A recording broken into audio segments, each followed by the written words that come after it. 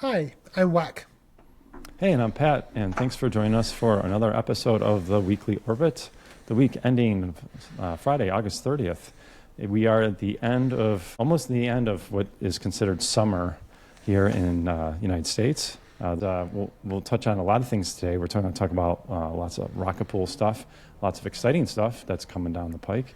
But how's your week been, Whack? I haven't talked to you.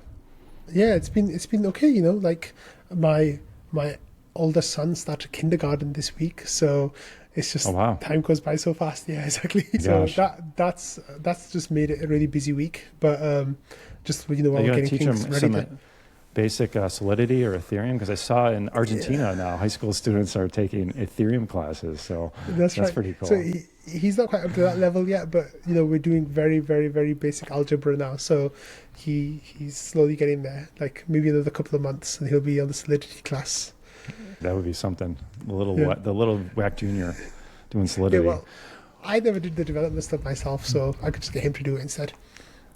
So we're gonna skip through markets quickly today. We got a lot of rockable stuff to talk about, and that's why. Yeah. But it's the same old stuff. Whack. We got prices are down a little bit. Like today, actually, Ethereum is not doing so well. It's under 2,500. RPL, it's like same old down. The ratio's down. So I just want to keep.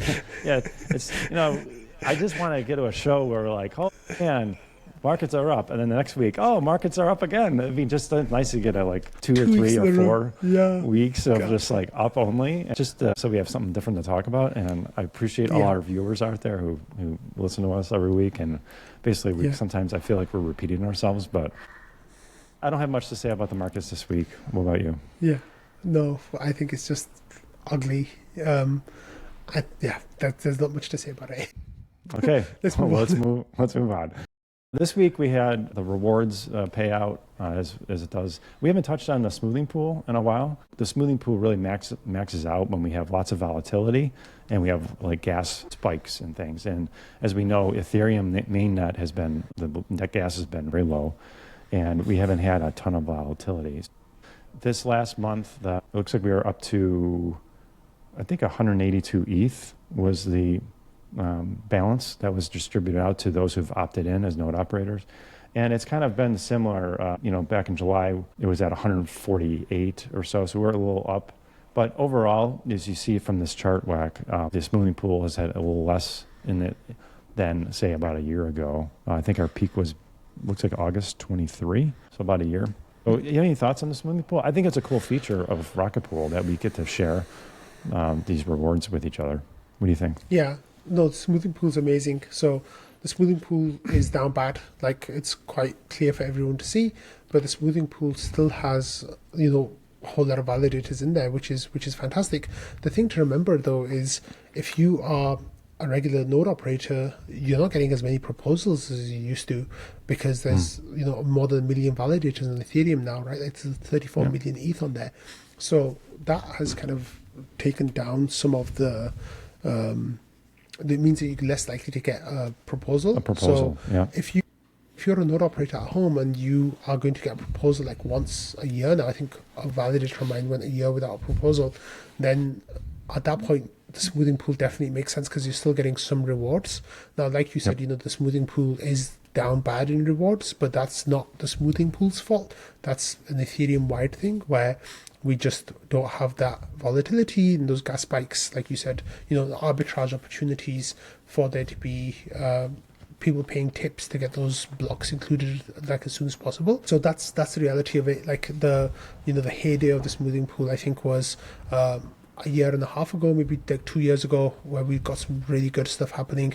But since then, it's been a year ago was like where we were peaking. But since then, it's been slow, but you're still getting some money compared to getting no money if you were just out there on your own. You'd get nothing. Like you'd get maybe one proposal or two proposals a year, and like in that time, the smoothing pool's paid out a whole chunk. So it just makes sense to be in a smoothing pool, even though it feels not good because you're not getting that much. The reality of it is still more than zero, which is what you'd get if you were staking on your own. Yeah, that lottery ticket, if you were just doing it solo, has become, the odds have just increasingly been worse for you. As you said, it used to be every 2 months or 3 months you get a proposal, but it's not uncommon to go maybe a year without a proposal for a validator. So yeah, I like it. I still like getting money put in my wallet every 28 days. So that's a really, I think sometimes we forget Rocket Pool has that feature, and it's a attractive one for potential node operators, right? Yeah, absolutely. Okay. The next thing let's talk about is our deposit pool. It's overflowing whack. Max is 18,000. We're currently, as of this morning, I ran the deposit pool command in the Discord, and we're at 31,473 or so. So we were over 30,000 at one point. We started trickling down as we had some 16 ETH bonds reduced down to 8. So I've started eating up some of that pool. What did we get down to? Like maybe, I don't know what the low was. No, 20,000. I remember seeing 20,000. Okay, now we're back up, and we'll talk about why that is. I guess what we'd like to see is down the road here that deposit pools start shrinking, and because once we get below 18,000, we start to get in that area where you could actually make ETH or take in ETH if you were spin up a mini pool, but we haven't had that in a long time because we've been overflowing. Let's talk about that deposit pool and what affects it. Here we have some positive news. Markobarko has continued bond reducing, hundreds of validators down from 16 to 8. Tell our viewers, why is it important we need to get as many node operators who are running 16 ETH validators down to 8 ETH? How does that benefit everybody? Right, so each 1 ETH that a 16 ETH validator brings can lift 1 ETH of demand for our ETH.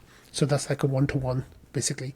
However, if you're an 8 ETH validator, each 1 ETH that you bring can lift 3 ETH of our ETH in demand. So that is a much more efficient way of running validators for Rocket Pool, because the person who is running the validator gets more rewards because they get 14% commission from 24 ETH instead of from 16 ETH, which is higher. Well, actually, it's more than that because it's 2 validators, right? So if you have one 16 ETH validator, you're just getting commission from 16 ETH. Whereas if you have 2 8 ETH validators, you're actually getting commission from 48 ETH, which is 3 times better, which is fantastic. So it's better for the protocol, it's better for the user. So we want all of those people to migrate over to being 8 ETH validators, because it just makes sense for the protocol. The problem is, however, that the RPL requirement goes up a lot. So if you have one 16 ETH validator, you just need 1.6 ETH worth of RPL. So it's 10% basically. However, if you have 16 ETH validator and then you want to change those to 8 ETH, then the equivalent amount is you need 4.8 ETH of RPL for those 2 validators. It's 2.4 ETH per validator. So you need 3 times as much RPL, which some people don't want to do, right? Like, because it's a much bigger percentage of their portfolio, then they don't want to do that. So that's one of the barriers that has stopped people from migrating over. And sadly, it's been a limiting factor, because if everyone who was on 16 ETH validators moved over, the deposit pool would go down to 0, overnight, basically. Right. So we've been watching Markobarko last few weeks, and my understanding, he has several nodes, and he seems like he's doing one node at a time. How many does he have, and how many, I guess, can we expect more of this? Yeah, so he has 4. These are the nodes that he's running in marriage with Patricio Walthalter, and they have 4 nodes of 300 ETH each. So it's 1,200 validators that Marco's running. So he has already finished 2 of them. I think he's finished the 3rd one as well now. So he just has 1 more left. So it's another 300 validators that he'll be reducing his bond for, which means that there'll be 300 times 24 our ETH demand being created, which means the deposit pool will go down based on that. 300 times 24. 1,200. No, 12,000. Yeah. I think 12,000. So I think. Do we do the math right there? Yeah, let me do it. It's 300 times 24. 7,000. Sorry, 7,200. Yeah. So it won't empty. It won't empty out. Get us down to maybe in the low 20s. Yeah. So or mid-20s, somewhere in there, depending on where things are at. Yeah. So that's good. If there's any other 16 ETH bonds out there, hopefully they start reducing as well. But what's counteracting that deposit pool, so as Markobarko reduces it, we had a 1kx. It looks like we were speculating what they were doing. It looks like it's pretty clear now, Whack, that they are going to be, they're kind of shutting down their nodes from the looks of it, right? It's not totally clear still. So they had 2 nodes that they were running, and they shut down one of those nodes. So that's why the amount went back up so much, because the ETH from their node went into the deposit pool, right? That's where it goes. And what's happened many then pools is, do they have? I want to say around 1,000, but I'm not exactly sure. I don't remember the full number. It might be more than that. I think they had 601 validator and 601 node and 600 on the other. But they had 600,000 RPL or thereabouts staked across those 2 nodes. One of them has exited completely now. It looked like they were trying to get them down to 10% collateral level, for the rewards period. But before the rewards period actually happened, they exited one of the validators, one of the nodes. I keep saying that, one of the nodes, and that RPL that had become available to them already was sent to Binance. So that looks like there was some sell pressure that was coming from that. Then the other 200,000 RPL from that validator will actually become available on Monday, and I'm presuming that might go to Binance as well, but we're not exactly sure what's going to happen with that yet. The second node is still running right now. I haven't seen any news of that being exited as well. But if that gets exited, then that'll put even more pressure on the deposit pool than we have at the moment. But hopefully that will not, get exited. But we never know what's going to happen. So the little backstory there is 1kx had made a counter proposal for tokenomics, right? And it looks like the community is overwhelmingly went with the kind of like the Samus Val tokenomics plan, amongst others. And so I guess they're voting kind of with their feet here a little bit, at least exiting one of their nodes, possibly 2. We'll find out, in the coming weeks, and which is their right to do, understanding like the Rocket Pool community has decided to go in a different direction, and they may want to part ways, which is, certainly up to them. We had, there was talk a few weeks back when ETH price was going down a little bit. There's different sellers in the market, and one of them was Jump Capital, that looked like they were just selling just shit tons of ETH at once. They probably had liquidation issues. I think you commented on this as well. I would expect that if they're done with RPL or Rocket Pool, that they're just not going to market dump 500,000 RPL at once, because that would be kind of silly. If you're not in a situation where you need the money immediately, it makes sense to, set up some limit orders and some sell walls and prices where over time they can start withdrawing their position in a controlled manner. And so we'll see what happens. But any final thoughts on this? Yeah, so they're most likely sophisticated actor, and they'll hopefully be smarter about getting rid of their position. I think that they'll most likely do time weighted average, where they sell some every day, and that some will still be a significant amount, like potentially thousands of RPL per day. That's the thing that makes more sense. Then, like you said, there's walls that they could put up as well, like every 5-10 cents, whatever it is, because on Binance the pairs are with USD, not with ETH. So every 5 cents they could put another 500 RPL or whatever, and then it would just be a gradual sell if the price goes up, which sometimes on Binance it does spike up, but they've got a whole lot of RPL, and if this market sold it, I think I was working it out yesterday, the day before, a few days ago, that the price would go down a lot. Yeah. As so much so that a lot of people in the community were like, yeah, we'd be buying there definitely, kind of thing. But that people who say they'd buy at prices don't always follow through on that when those prices come around. Because when it's happening, right? Yeah, exactly. It's really difficult to actually pull the trigger and buy, when it's actually happening at that moment. But it'll be interesting to see what impact it has on the price. And of course, the RPL price hasn't been doing that strongly anyway. So the overhang now of that will just be like a sword of Damocles over us for a long time. And I Yeah. guess unless the price pumps again, then you think that those sell walls might still be there. Sure.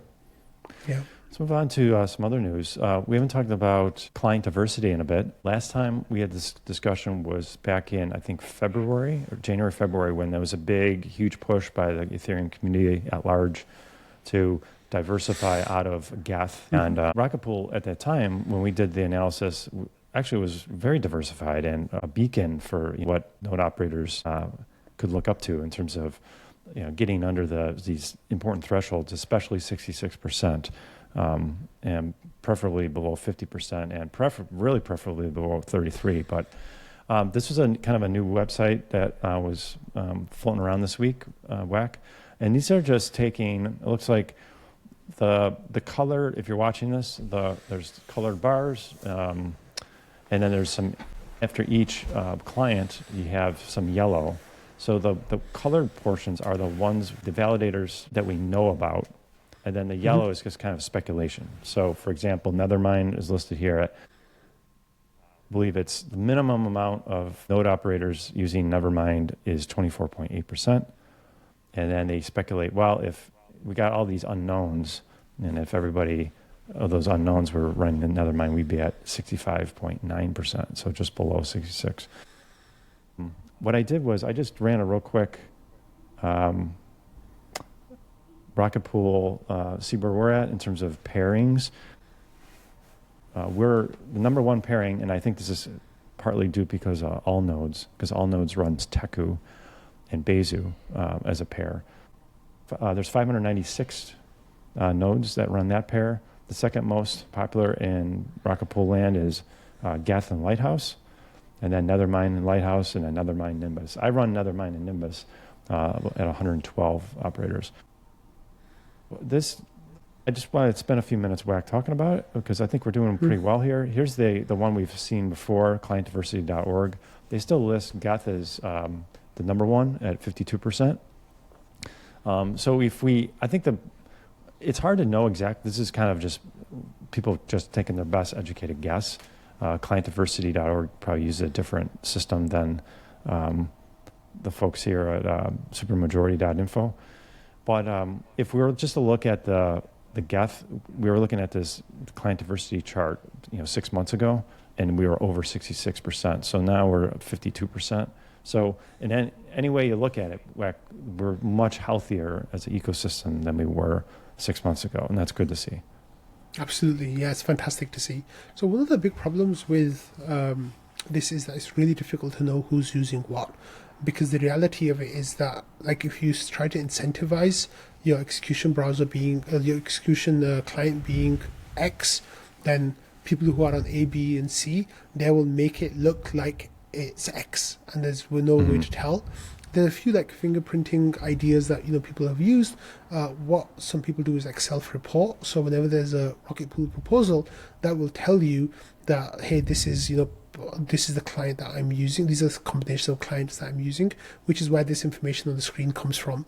Right. So with that in mind, with this being so difficult, there's a lot of unknowns, and this information, from Supermajority info, is just a way of kind of trying to see what those unknowns might look like and what it does look like. What the really cool thing though is that Geth is definitely not on Supermajority now, and neither is Nethermind. Nethermind is actually a confirmed validator. Is actually number one execution client now, which is actually really amazing.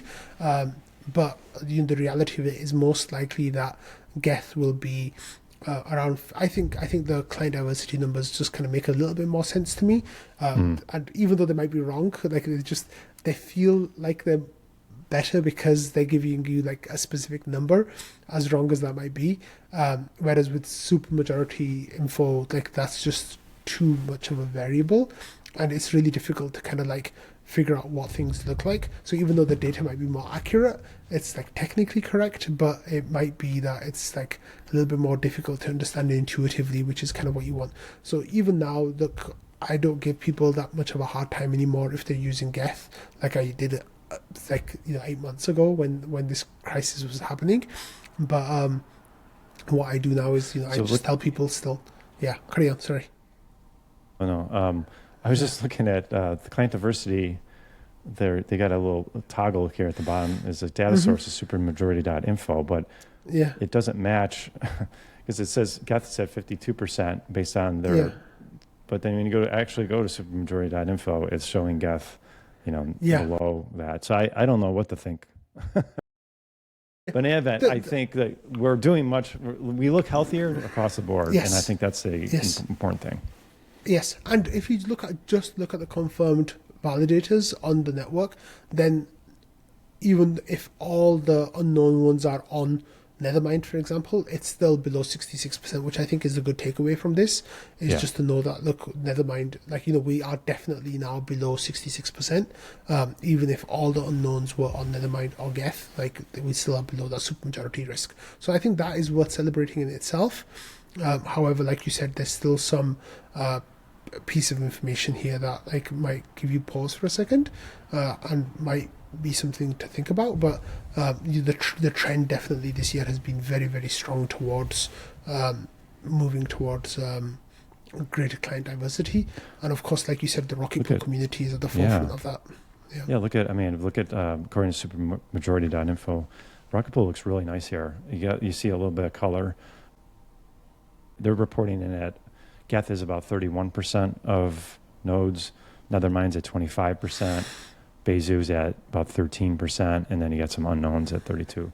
So that, compared to, look at Kraken is, they don't know, it's 100% unknown. All nodes, they switched about 6 months ago to just all Bezu at 100%. Coinbase, they had switched, they're about half and half, and I think they had plans. They had plans long run to use, I think, multiple clients. So anyways, looks good. I'm glad we've as a Ethereum community, God forbid something happened to like a super majority client and we had a hard fork, it would be a really bad day for a lot of people, and including your wallets. So anyways, absolutely. I think it's a triumph. I think that the community got together and really raised this, and people moved their feet, and this is a risk that has now been reduced significantly. Yeah, it's pretty amazing. Okay, last thing we're going to talk about today, WAC, we're going to spend some time on, this is exciting, RPIP-62 Prelude tokenomics rework regarding specifically our ETH-only validators. We've talked about this in the week's episodes before this. A lot of community talk, a lot of math, a lot of consensus building. We now have the first step in getting, if you want something like this actually done, there's multiple steps. This is like a draft, right? So the prelude part is that this is the prelude to Saturn 1. Okay, I'm sorry. That's part. So it's a prelude to Saturn 1, so Saturn 0 basically. But the RPIP state is technically a draft state, so this is not a finalized RPIP, so this is not ready for vote, but this is a placeholder for discussion. So that's kind of where we're at right now. Okay, so why don't we summarize what we got so far, and then we'll talk about timelines. So in summary, let's make this easy, because I was looking through the LEB8 discussion, and there was some back and forth from some people who are like, I've tried to follow this thread, and I'm a little overwhelmed. Could you just explain it to me like I'm 5, Whack? And I saw you there was some discussion you were involved with. So why don't you take a crack at it? What does this do? Right. So there's two parts to this. The first part is that you will, if this goes through, be able to start validators on Rocket Pool with no RPL. So if you are a new node operator, you can come to Rocket Pool and you can stake ETH only and get rewards in ETH, but you won't get any RPL rewards, and you won't get anything to do with RPL, but you'll just get ETH rewards. Now that is for a new node operator who can do that. If you're an existing node operator, however, this is where the second part comes into it. And if you already have some RPL on your node, then what happens if you want to put new validators on there, right? So that is kind of a topic that's still being discussed. So if you have some RPL on your node already, then what happens, right? So at the moment there's a 10% cliff, and that means that if you have your collateral, RPL collateral is less than 10% of your borrowed ETH, then you will not get any RPL rewards. However, you'll still get ETH rewards. So there's the idea now, what do we do with that cliff, right? Because if you've got some RPL in your validator, and if you add more ETH only validators, that might bring down the percentage of your RPL. So do you stop getting RPL rewards? Like, we don't want that to happen, obviously. Then the other thing is, like, do we want these people to start a new node? Like, so you would have your existing node that has RPL, then you start a new node that has ETH only. So that it's a friction that might not be possible for, like, some people might not like that. So then there's this other discussion that's kind of happening where we would remove the 10% cliff for RPL rewards. So even if your collateral is less than 10%, you'll still get some RPL rewards. And what will happen is that your ETH only validators that you add would potentially, bring your RPL below 10%, but that's okay because you would still get like linear rewards. So you'd still get the same amount of rewards as you do now based on the RPL amount that you have, but you'd be able to spin up new validators. So there's still some discussion going on about what that might look like. And it looks like the latest line of thinking is the vote will actually have a few different options, and you'll be able to do ranked choice preference. So you'll say, this is my first choice, this is my second choice, this is my third choice. And the four variables will be have ETH only validators and remove the cliff, have ETH only validators and don't remove the cliff, do not have ETH only validators but do remove the cliff, and don't have ETH only validators and don't remove the cliff, which is what we have now. So you as a node operator, potentially this is still in discussion. So you as a node operator would be able to go and you'd say, I think this should be my first choice, my second choice, my third choice, my fourth choice, and then the snapshot will work out, what will win. Excuse me, and then that's what it's going to look like. So I think that the way that I'm approaching this for myself, the way that I'm thinking about it right now, this is obviously subject to change, is that I would vote for yes, ETH only validators and remove the cliff. But I'm not exactly sure about the remove the cliff part yet, and I'm still looking at more information and seeing how it's going to play out. But the result of that will be that a whole lot of validators now, about 60 to 70% of the Rocket Pool validators who are under the cliff will actually start getting RPL rewards. So the consequence of that will be people who are above the cliff would get less. Get less. So in a sense, the idea is, would this be rugging the people who have, put the most into Rocket Pool, the ones who topped up, the ones who kept going and getting rewards, would we be rugging them? So that is definitely a valid discussion and one that I'm still kind of grappling with myself. But the fact is, Lido CSM is going to come online in a couple of months, and they are not going to have any requirement for LDO tokens or any other tokens. They just want ETH, and we have to compete with that. And if we don't compete with that, we're going to get left behind. And any friction that we add would be, potentially one less node operator Rocket Pool instead of going to Lido. So those are the kind of things that we're trying to pay attention to, and they're still trying to figure out. I think the research guys are doing a mad dash potentially over the next few days before this goes to the forum next week, where a different group of people will start giving their ideas and opinions, because it will reach a new audience and start getting a little bit more serious for people, right? We have had some input from the team on this who seem kind of swayed by the idea. We've had some back and forth with people from NodeSet. Ramana of Rocket Lend has given his opinions as well, because obviously these changes are going to impact other protocols, like the layer 2s built on top of Rocket Pool. So those are considerations that are being taken right now. Alongside that, we have the idea of how this is going to impact Saturn. If we make the commission too attractive now, then will people change their mega pools later? If we don't make it attractive enough, will they come to Rocket Pool instead of going to Lido? So those are discussions that are taking place as well. So there's still some things that we need to figure out before we go to put it on the forum, and then once it's on the forum, then there's going to be a whole another range of discussions that are coming up and questions that will need to be answered, or ideas and positions explained.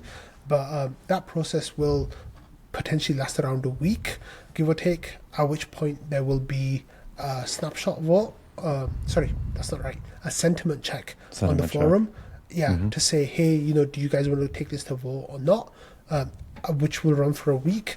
And then, we'll see like who's voting in which way. And then if it goes to the sentiment check passes, then it goes to snapshot vote, which will last 2 weeks. So the minimum amount of time that we have from the day it goes live on the forum is 4 weeks.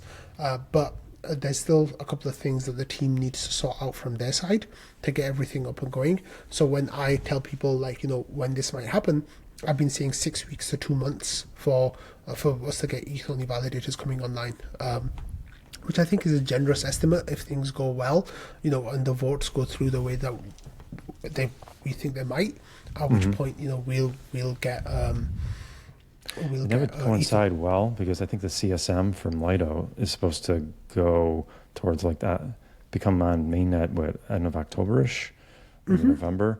So if we're able to, at least if we come up with some of these changes and it's voted on, we'll be hitting the market at the same time that CSM it does.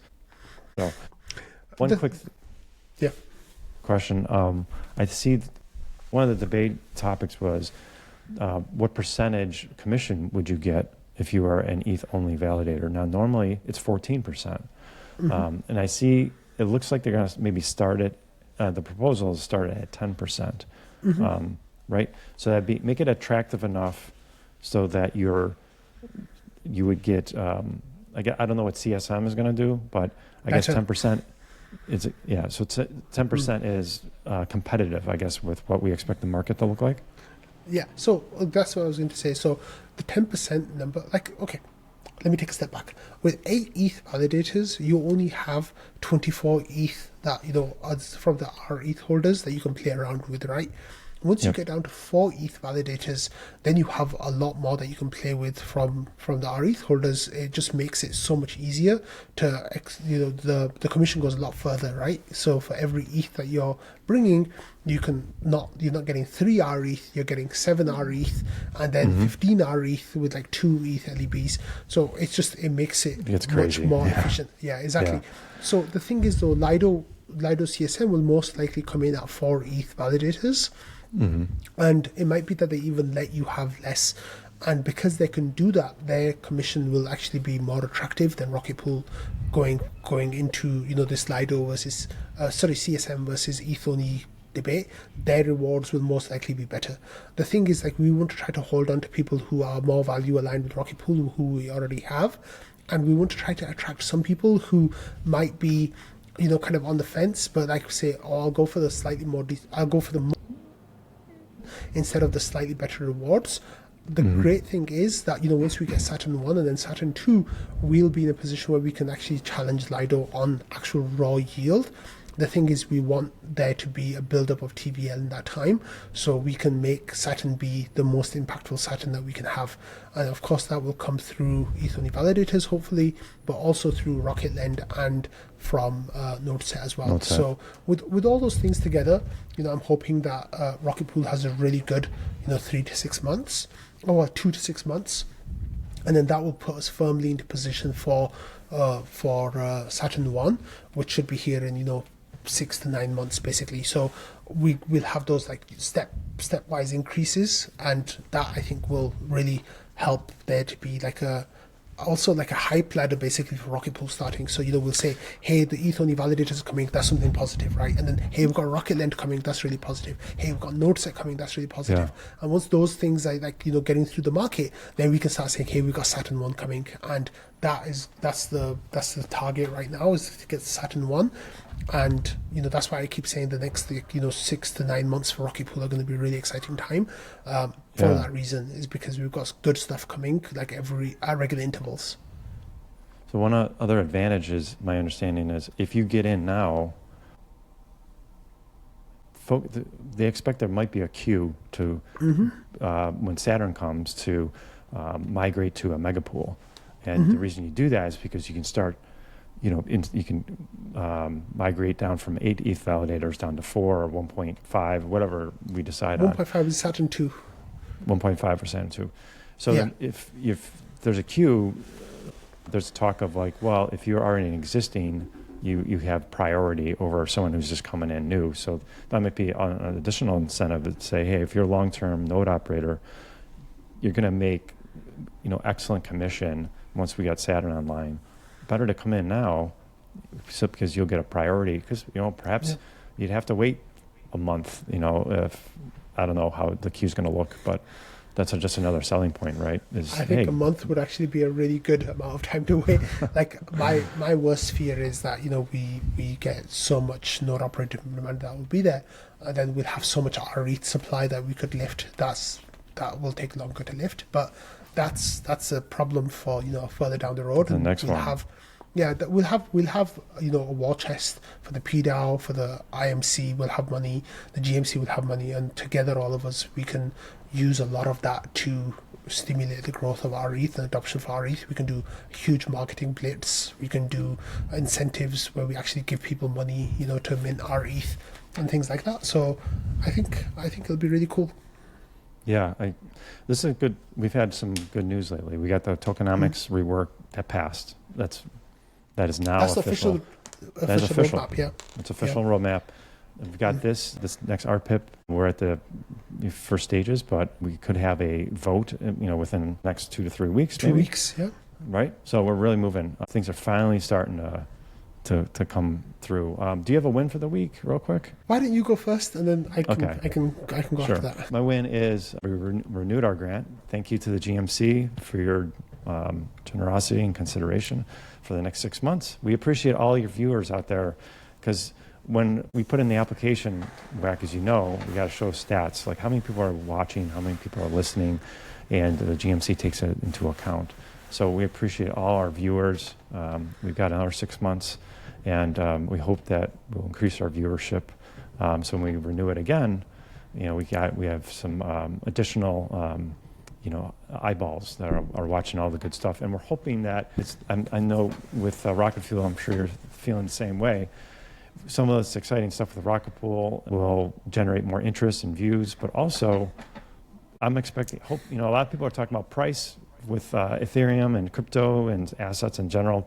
Q4 has generally been a good quarter for stocks and crypto. So, with price comes interest, with interest comes views. But anyways, that's my win. It's we got a renewal. So you got one this week? Or? Yeah, I mentioned it earlier, my big guy starting kindergarten. It's a nice little milestone for our family. So that was a nice win. I had some worries about how he was going to settle, but he's been doing really well. So he's had a good first week, and now it's Labor Day, so we can enjoy the weekend. In terms of Rocket Pool, just nice idea that there's this disconnect between the price of RPL and the development that's happening on RPL. And the idea is always the projects that survive, that do well in the bull market, are those that are built in the bear market. And my God, we're building in the bear market. And I'm just hoping that that when the attention comes back to Rocket Pool, we will be in a position where we've got a lot to show for it, and it'll be a really good product. And we're just starting to get the very first little shoots of growth on that front. So Jasper, just before we started recording, shared a little tidbit in trading where he had a meeting with a fund today for the first time in a while who were interested in Rocket Pool and what was happening with Rocket Pool. It doesn't mean they're buying RPL, but they're starting to think about Rocket Pool again.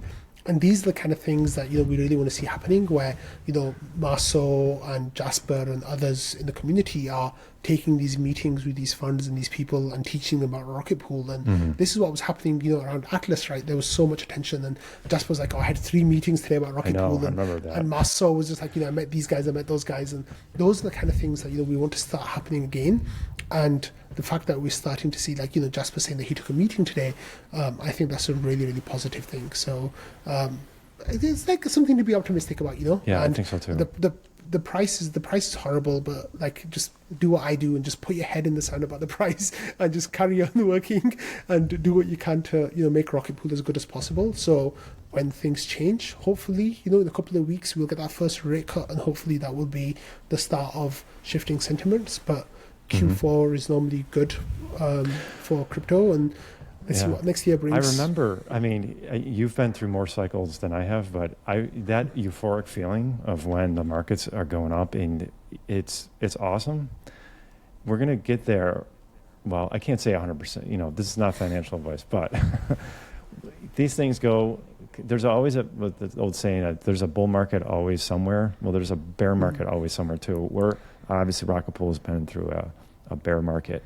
But through those ashes, you're starting to see those little sprouts of new life coming here from all the hard work that's been going on behind the scenes by a lot of dedicated community members and from the team. So these things take time, but I remember those days too, and I think we'll have them again. We'll get there, right, Wack? Hopefully. Absolutely. Yeah, I think so. That's why we're here, right? It's like because we think that there's a there. Like we think there's something happening here that's worth talking about and sharing about, and that's why we do this. Well, we do this every week, but that's why I do this every day. You do every day, right? I'm hoping that good things will be happening, you know, this time next year. Yeah, me too. Okay, guys, so make sure you like and subscribe. That really counts. We appreciate it. We will talk to you next week. If you're in the U.S., have a good Labor Day weekend. Till then, take care. See you, Wack. Bye. See you, everyone. Bye-bye.